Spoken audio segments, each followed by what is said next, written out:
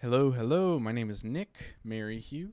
I am a teaching artist with Chicago Arts Partnerships and Education, and I am an experimental musician and sound collage artist. And what that means is that I work with a lot of different kinds of samples, little bits of recorded sound. And today, I'm going to get you started with some super basics on how to use this program that I use primarily in my practice, a program called REAPER. I will put a link in the description to the download. You can download it for free at reaper.fm. So let's get started. First thing, when you open a new project, you're going to see these things on the screen. You're going to see this big gray area, this dark gray area, and this little sliver over here to the left. This light gray area we call the timeline. You can see these kind of different timestamps, 0 minutes and 0 seconds, 0 minutes 32 seconds, 1 minute 4 seconds. This is how you kind of arrange your different audio files to trigger at specific times during whatever kind of song or piece you're making, and how you track how long things are. Down here in the bottom, we've got our mixer. As we add more tracks, we'll get kind of little copies of this thing here. And if I click this slider and I drag it down, I can turn the volume of these tracks down, or I can pull it up and make the volume higher. If you double click on the fader, it sets it back to 0. That can be a really useful function, and that'll be important as we start to talk about mixing later in these tutorials. And this little area over here is where our tracks are going to appear. This will make more sense once we get started. So first thing you're going to want to do is go to Options, click the Options tab on the top, go all the way down to Preferences. You can see here on a Windows there's also a shortcut, Control P. I believe on Mac, if you click the little, what's that thing called? The little Mac logo, the little Apple logo, NP. I think that's the shortcut on Mac, but don't quote me on that. So we're going to click our preferences. There's a lot of preferences here on our left. If you click different ones, you get a whole bunch of different windows. Don't let that stress you out. It's fine. We're going to be fine. You're going to want to start the most important one for us right now. Under audio, click device. It's the first one. And this is how we're going to set up our different audio settings. I have some specific settings right here that I use to record sound off of my computer.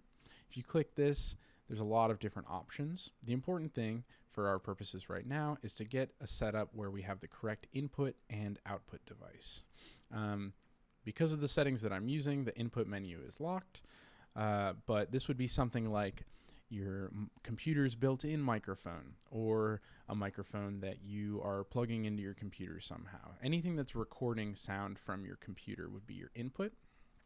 And your output device is where you want to hear the sound. So these are my default computer speakers. I'm going to keep this in my headphones right now. Click that. 2 channels, 2 channels. Love it. Beautiful. These are the settings that we're going to use today. So click OK. And we're ready to go. So great. We have a project open. We have our preferences open. Let's start getting some stuff in this project. So we're first going to start by going to Insert and Track. Now we have a new track.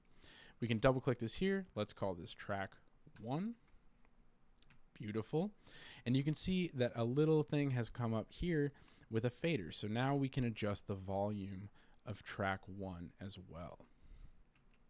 This becomes really important again as we start to have multiple tracks with different volumes.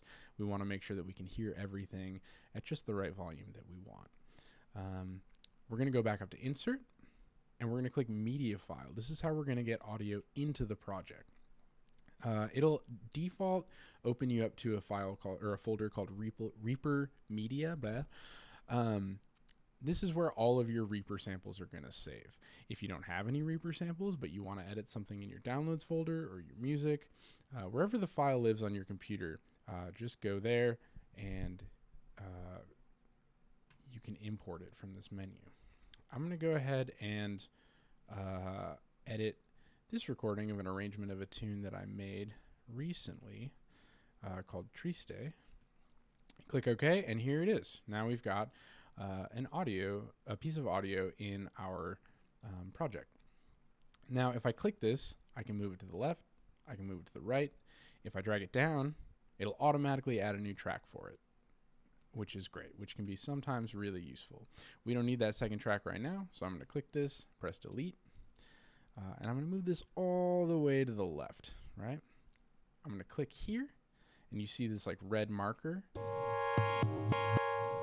moves left to right. That is how we determine where we want to start our playback or where we want to edit. So I'll play you a second of this.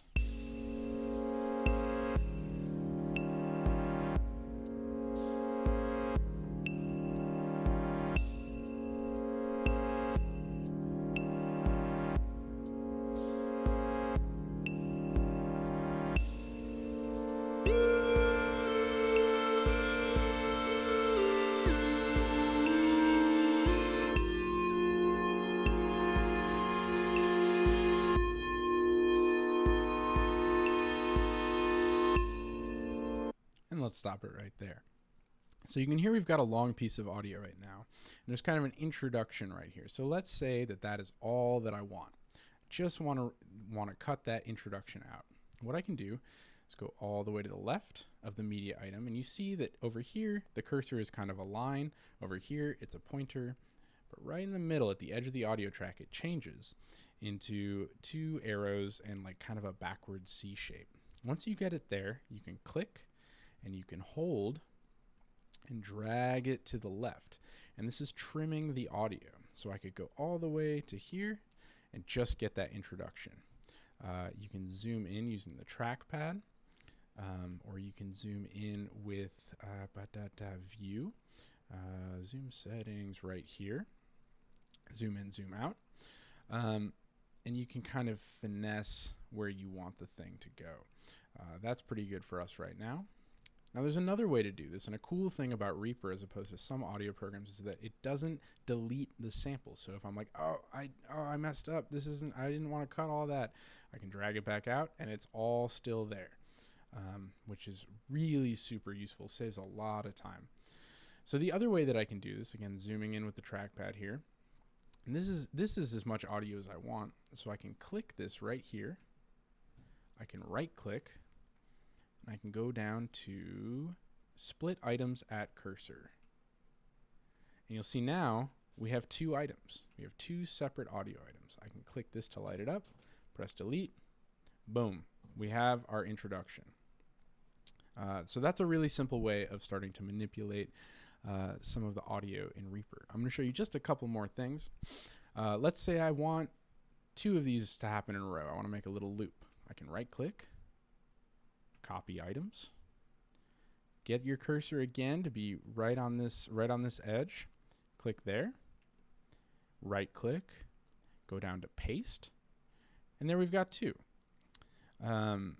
You can do this indefinitely. You can make a loop for 25 minutes if you just want an introduction. That's great. One last thing that I'm going to show you is before we export this file. If you move your cursor to the top left, you'll notice that it changes again. The top left of a media item, you'll notice that it changes again. It turns into this kind of curve. If I click and drag, you see this red line. And what this is a fade in. So it's going to start at 0 volume and it's going to come up to its max volume. Let's play that.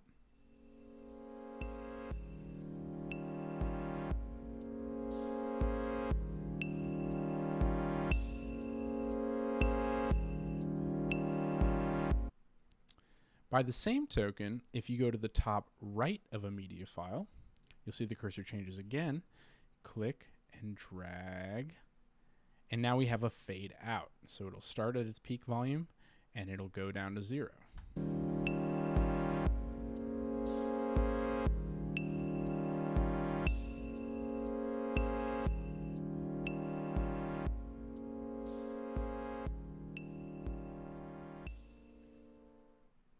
All right, now last thing.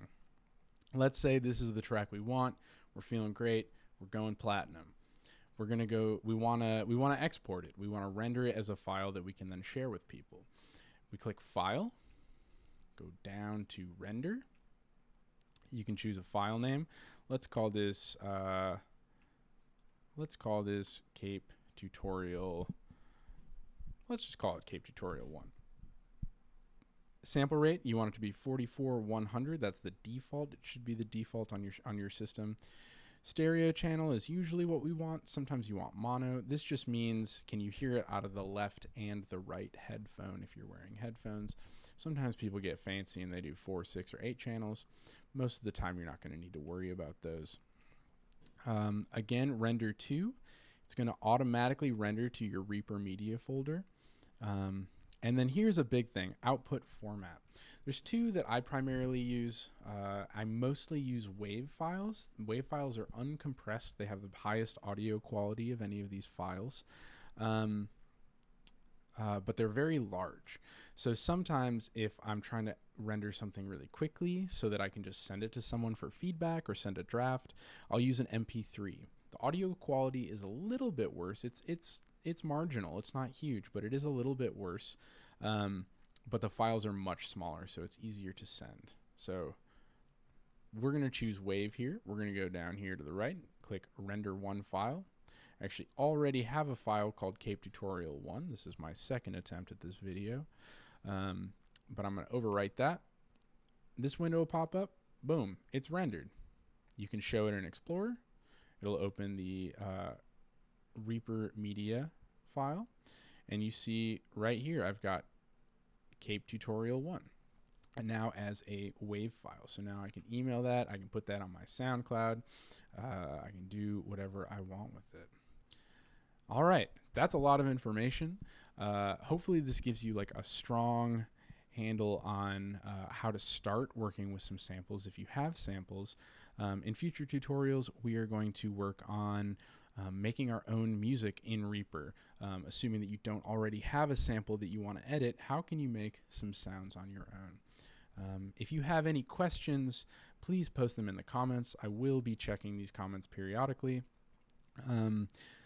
And I hope this was a helpful tutorial. Again, I'll drop the link to download Reaper in the description. Yeah, thanks so much for watching. Hope to catch you in the next tutorial.